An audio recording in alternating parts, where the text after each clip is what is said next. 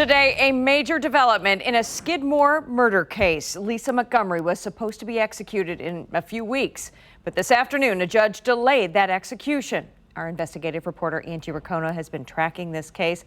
We're going to go to her live now. Angie, what did the judge have to say? What happened exactly?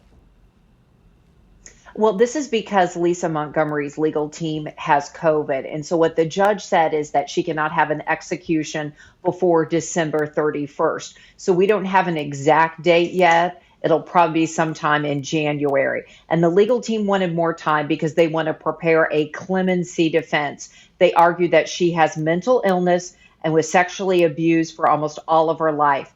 They're arguing that it is more appropriate to keep her in prison for the rest of her life instead of killing her.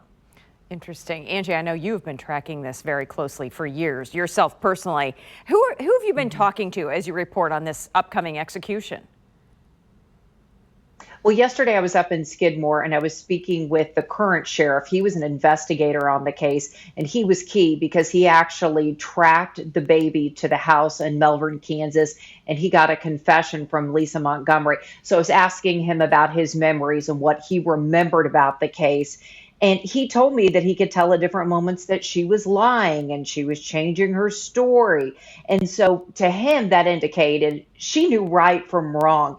And he talked about the incredible planning that went into this murder. Montgomery came to that house with a rope, a knife, and she had purchased some clamps for when she delivered the baby.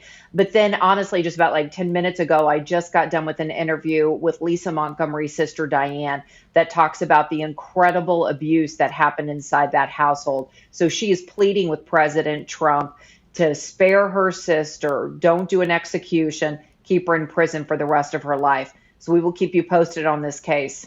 Okay, very interesting, Angie. And this delay due to COVID may help in that stay of that search for clemency, I'm guessing, right? The timing may work out in their favor.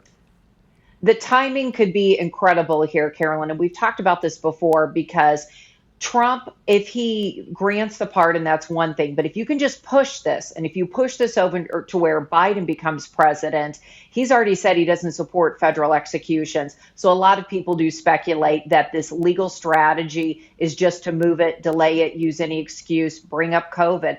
And I should point out that the sheriff that I met with yesterday, he had like a lingering, wheeze to him. And he's like, yeah, you know what? I just had COVID, but I'm out here talking to you about this case. Very interesting, Angie. Okay, you keep us posted. This is fascinating indeed. Appreciate your help.